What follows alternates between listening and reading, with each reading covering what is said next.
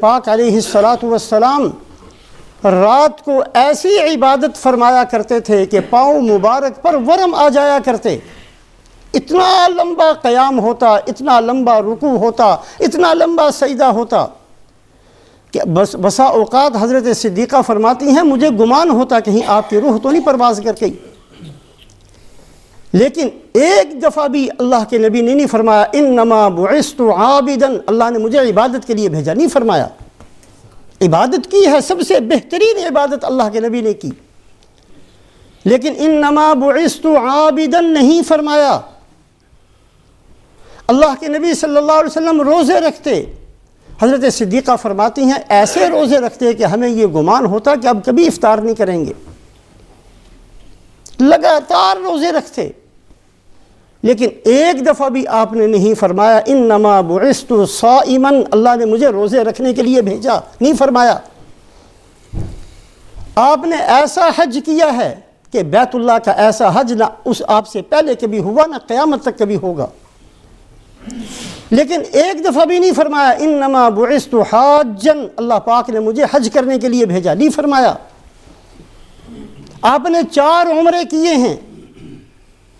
ہجرت کے بعد، ایک دفعہ بھی نہیں فرمایا انما بعثت معتمرا، اللہ پاک نے مجھے عمرہ کرنے کے لیے بھیجا۔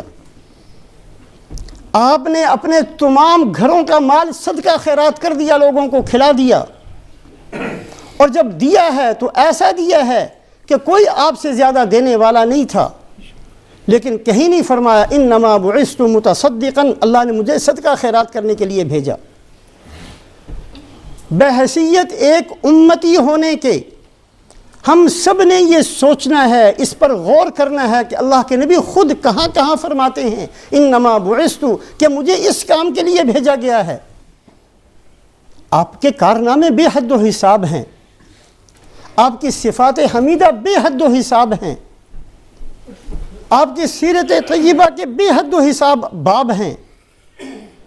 لیکن چند مواقع ایسے ہیں کہ اللہ کے نبی فرماتے ہیں انما بعثت، مجھے بھیجا گیا ہے اس کام کے لیے۔ آج کی مختصر سی مجلس کے اندر صرف 4 حدیثیں سامنے رکھی جائیں کہ اللہ کے نبی فرماتے ہیں مجھے کیوں بھیجا گیا، میں کس لیے آیا ہوں دنیا کے اندر، دنیا کی تکلیفیں میں نے کیوں برداشت کی ہیں، میں نے مکہ کے اندر مینا کے اندر لوگوں کی کڑوی کسیلی کیوں سنی ہے،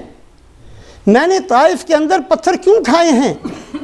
میں نے ہجرت کیوں کی ہے، میں نے اپنے صحابہ کو بے گھر کیوں کیا ہے،